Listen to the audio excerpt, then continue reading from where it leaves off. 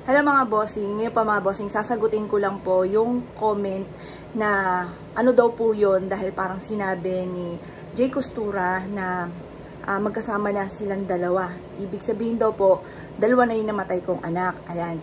Dahil nga po sa, eto po mga bossing ko, yung di pa ako nagbablog, bata pa rin po ako ng mga bossing ko. Nasundan na kaagad, baby pa lang si Joey noon. Ako po mga bossing ko ay nakunan, nawalan din pa ako ng, panganay si Joey, tapos sumunod po yun. Yan, nawala po yung isa kong anak. Dapat po, siya po ay parang 3 years old or 3 months noon si Joelyn, baby pa po siya. Tapos, yung kasalukuyang humingi ako ng mga panggata sa aking kapatid dahil wala kaming pambili ng gatas, yung ganun mga bossing ko. Ayan, ang dami-dami mga problema. Ayun po mga bossing, baga dapat 3 yung anak ko mga bossing. Nawala yung pangalawa ko mga bossing ko na lalaki po dapat po siya. Kaya nung una parang nagkaroon ako ng ano, kasi yung may nabasa rin ako doon na baka daw napanood ni Jay Costura yung istorya sa akin, kaya daw po nalaman. Pero hindi mga bossing, para sa akin kung ano't ano man, pero tingin ko talagang magaling po siya kasi ang nangyari po, dahil hindi ko naman kinukwento sa video dahil matagal na po yun, maliit pa si Joey na nasundan ko ng pangalawa na wala nga po yung isa kong baby. Dapat po 3 na po sila, 2 lalaki, 1 babae mga bossing. Si Joey yung panganay, yung babae. Tapos yung unan nga po ako mga bossing ko, yung pangalawa, yung po yung lalaki, na pinangalan naming JC. Doon po nagsimula yung JJC. Ayan. Kung makikita nyo yung video ng mister ko, di ba may vlog din po siya kasi pinuntan ko po ng pangalan. Ang pangalan po ay JJC.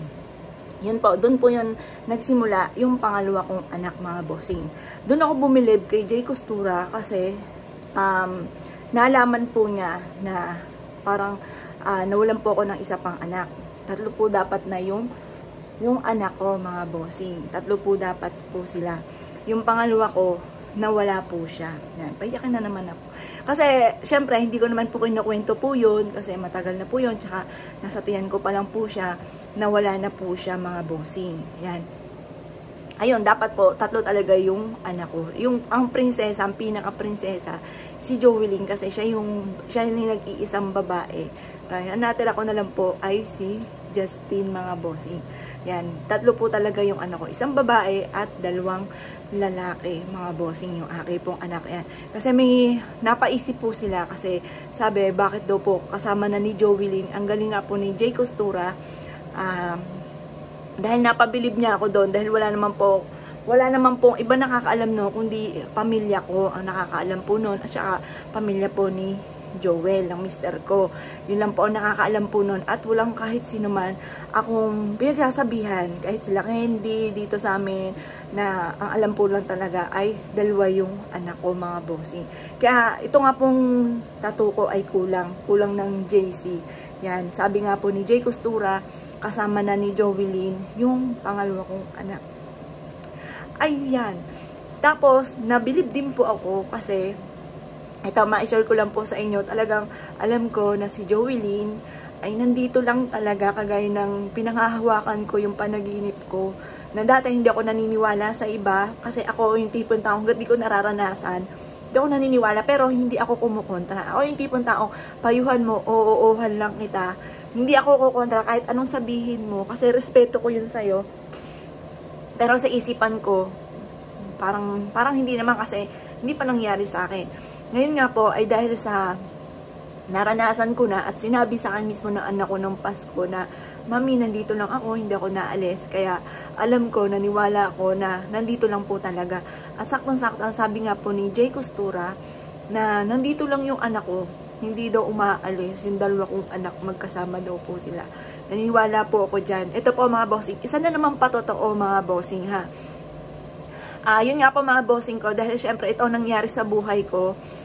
Kaya ito lagi ko sinishare mga bossing. Lahat pa nung inano ko sa inyo, ultimo sa mga pampaswerte na nagsimula ako na sinuwerte, yun po ay base rin sa aking karanasan, lahat ng aking mga isinishare po sa inyo.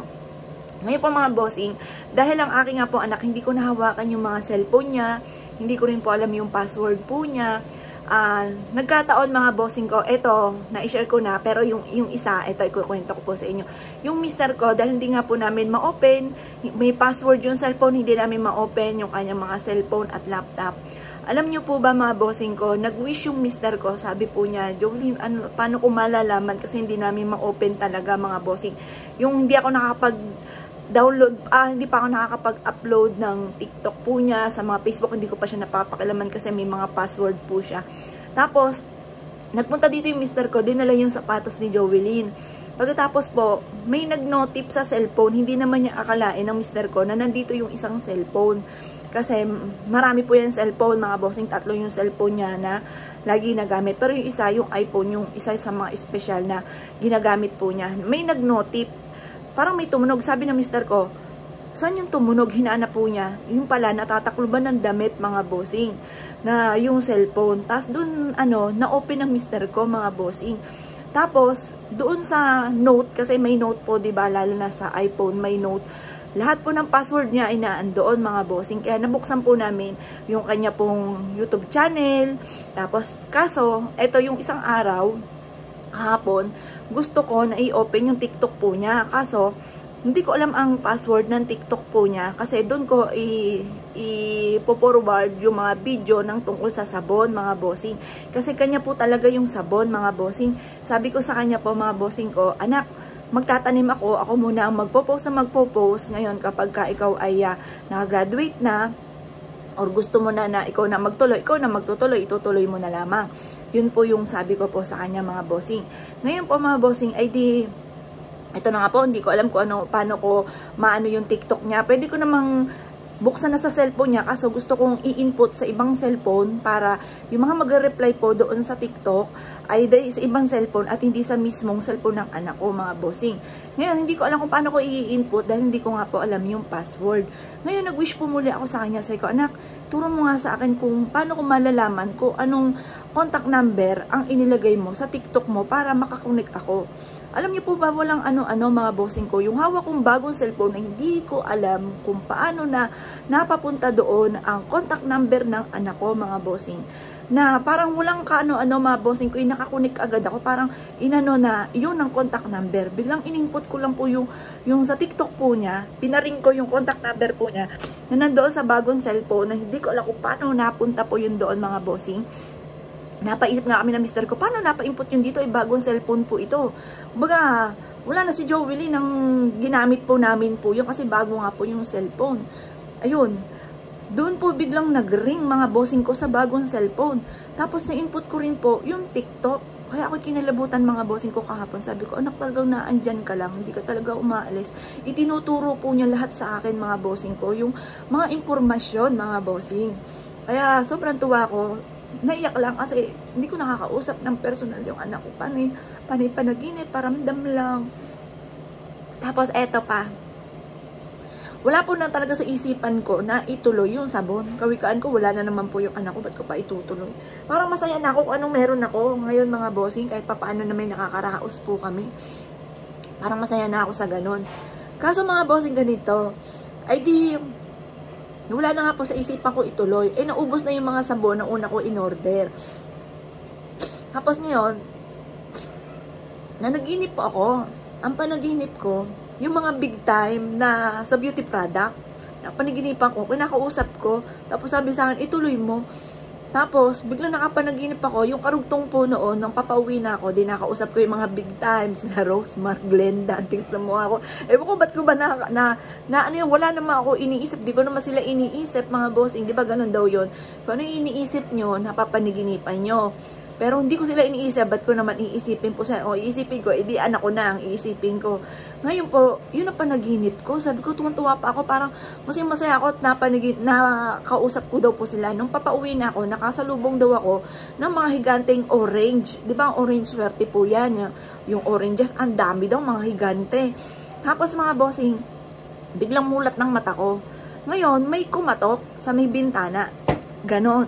Tapos, kinabahan ako. Tapos sabi ko, anak, kung ikaw yan, isa pa nga, kumbaga, isa pang katok, kumatok po uli. Ayun, kaya, Sabi ko, itutuloy ko na lang. Sige, itutuloy ko na anak kasi. Tapos sakton, may nag-notif sa Viber. Alam po ng bossing ko kasi na po yan. 3 yung nag-notif sa Viber. Nag-a-avail ng sabon ng madaling araw. Sakto-sakto naman. Parang sign sa akin. Kaya sabi ko, sige anak, itutuloy ko. Sa abot ng makakaya. Yan, kasi nga po, syempre, dami tayo ginagawa para sa kanya. Tapos sabi ko nga po, kasi meron akong kapatid na gustong-gusto kong tulungan na magkaroon ng sariling bahay. Sabi ko, kasi tinulungan din nila ako dati nang wala kaming bahay. Kinukwento ko nga po sa inyo, kung saan kami nakain, doon din kami. Tutulog po ko nasa laon namin. Mga isang di pa lang ang lapad, ganun. Siya yung tumulong sa amin. Sabi ko, anak, tulungan mo na, magkaroon din ng sariling bahay. Kaya, tutulungan ko din po sila. Yan. Para laging iniaadyak. Tapos yun, madami pa po mga boss. Nagkaroon din po kami ng mga bagong stock. Dumami po sila ng dumami. Kaya sabi ko, sige, ayan po si Jovelyn. Alam ko, nandiyan po siya, nakikinig. Anak, para sa iyo to, anak. Para sa inyong dalawa ni JC. Kasi ang pangalan po ng anak ko, si Jovelyn, si JC, at saka si Justin. Lahat po yan, kuha po sa pangalan namin dalawa ni Joel, na nagpangalan si Inay. Kasi si Jovelyn, yung Joel, po yon si Joel. Tapos yung Christine, yung INE, kaya dinuksong po yun, Jovelyn, sa Christine po, kasi Christine po ako. Tapos, yung JC, Joel, tapos yung si Christine. Tapos yung Justin naman, dahil Jovelyn na siya, ginawa na lang ni Inay, yung J, di Joel, tapos yung Justin, yung Tin, Christine, yung rin po yun. Kumbaga, yung pangalan ng mga anak po namin ay hango sa pinagsamang pangalan po namin ni Joel. Ayan. Kaya alam ko, yung anak ko masaya. Ngayon, ang galing din po pa ni Miss Madam J. Costura, dahil nahulaan po niya na bago nawala po si Jovelyn, na meron po siyang si Jovelyn gustong ipagawa dito sa bahay. Yun nga po yung matagal na namin pinapangarap na ipagduduksong yung bahay po namin sa taas at saka ito mga bossing para isang bahay na lang. Pero soon pa po yan, mag-iipon pa ako mga bossing. Medyo po yan, medyo madumi pa dito, madudumi dito, tsaka matrabaho, yan. Soon pa po yan, siguro by next year na lang mga bossing yan. Kaya ngayon, dito muna ako mga bossing. Alam ko, nandiyan si Jovelyn, tutulungan po ako. Yan, tutulungan kami dito para mag-grow po siya, yung ganun mga bossing. Alam ko nandito yung anak ko kasi matindi po yung kinikilabutan nga po sila, yung mga paramdam. Pag nag-wish ka, ituturo niya sa'yo mga bossing. Yan, yung mga hindi ko nalalaman, tinuturo po niya sa akin. Kasi siya po yung utak lagi, siya po yung lagi kong tanungan. Siya po yung tanong ako kasi wala naman akong alam sa mga siya yung lagi, siya yung naggawa mga bossing ka ng mga channel po namin, kasi siya yung nakakaalam lahat. Siya po yun. Kaya sobrang hanga-hanga ko dito sa anak ko. Ayan. Kaya pag kinausap ko siya, anak, tulungan mo naman ako. Agad po kaagad siyang sumasagot ng di ko rin po akalain. Ayan, na-share ko lang po mga bossing kasi maraming tanong kasi hindi ko naman po talaga sinasabi. Humanga ako kay Miss Madam J. Costura dahil nalaman niya po yun.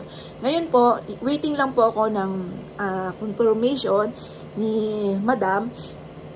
Kundi daw Monday, kasi nagpunta sila sa Japan, hindi ako sure kung tuloy ng Monday, pero sabi Wednesday. Kumbaga, hintayin ko yung tawag ng kanyang photographer. Sabi po niya, meron daw po siyang, parang hindi, bagamat may sakit, pero parang isinabay, pero hindi siya sure, kaya gusto niya makapunta po dito. Kung hindi Monday, Wednesday. Pero tingin ko Wednesday kasi yun ang sinabi kay Ma'am Irene. Hello, Ma'am Irene. Napakabait po niya. Talagang, ang bait po ng po niya sa amin. Salamat po ng maraming. Ayun. Kaya waiting po ako mga bossing. Kaya excited din po ako na makarating po siya dito dahil excited akong makatawid kung magpapakita sa akin ng tuloy-tuloy. Pero parang yung napapanood ko yung pagtawid po niya, parang mas maganda kung siya na lang, parang nalalaman lahat kaysa sa akin. Kasi siya yung makakagaya nung isa, yung basta minaano ko doon, nakakatakot. Yun, siya yung lahat na nakapagsay. Parang mas gusto ko siya na lang. Ayan, kasi nakikita ko naman si Joey sa panaginip, nag-wish naman ako sa kanya, tinutulungan naman niya ako. Kaya yun, or bahala na ako ng magaganap sa Wednesday. Waiting po kasi ako ng tawag po niya. Yan, sobrang saya ko na ganun po. Ibang kapangyarihan, iba yung ano po niya mga bossing, hindi man sa kapangyarihan, iba yung ano niya, presensya, nandito pa rin po siya, bagwat di ko siya nakikita, pero nararamdaman ko po siya, na nandito yung mga anak ko, yung po mga bossing. Bye bye po, salamat!